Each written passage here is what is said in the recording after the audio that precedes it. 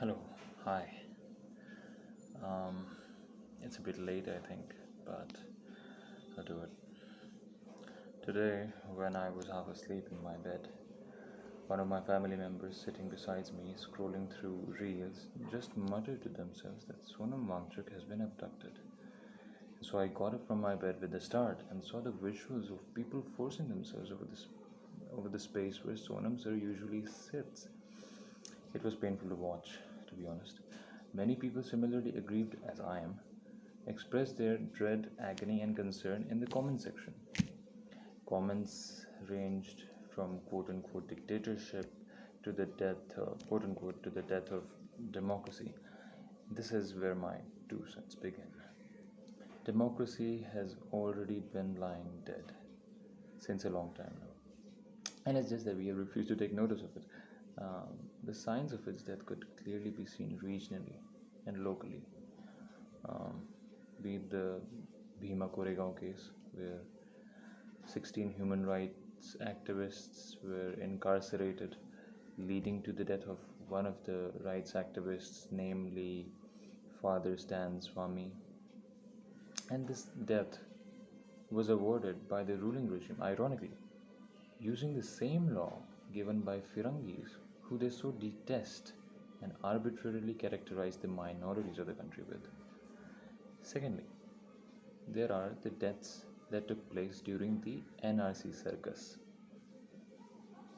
in Assam that can also be interpreted as a fresh medium to further their quote unquote project stripping of rights, which was equivalent to ministers dancing around the corpse of democracy. And when asked, "What are you doing?" they said, "What? What are we doing? What corpse? We don't know."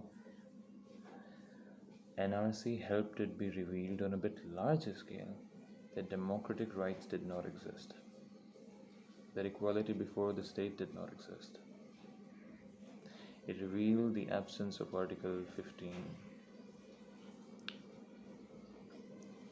from the Constitution. It revealed that it's been held hostage by powers that be. During NRC, the people suffering from multidimensional poverty were left to fend for themselves. Even in the courtrooms, unlike any criminal procedure where the onus is on the prosecutor to establish a defendant's guilt. Here, the victim, and mind you, the victim suffering from multidimensional poverty, has to toil to disprove an unfounded claim so casually made by a minister whose own credentials are dubitable and by whose history speaks a lot about his integrity to an ideology or to anyone whatsoever. I would like to shift your focus for a brief while towards John Stuart Mill and what he said in his seminal work on liberty. He says that a person has freedom to do whatever they wish to do as long as it does not disturb a party other than themselves. Sonam Wangchuk was on a hunger strike along with many others. All of them were doing it by their own volition for a greater good. A good that many in the present and future will reap the fruits of. They were not disturbing anyone. And this is where the common saying dictatorship finds its significance. A quick Google search can tell you the symptoms of dictatorship.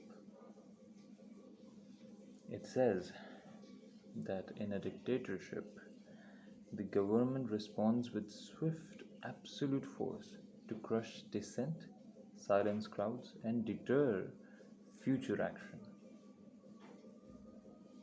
What a day. Security forces, secondly, in a dictatorship government, security forces track down participants after the protest ends, dragging people from their homes. I hope you have seen the video of decay being detained by police officers police officers who were restraining his movements. What he wanted to do was like reach Jantar Mantar, reach to Sir Sonam Wangchuk, sir. But he was detained. He was not allowed to reach.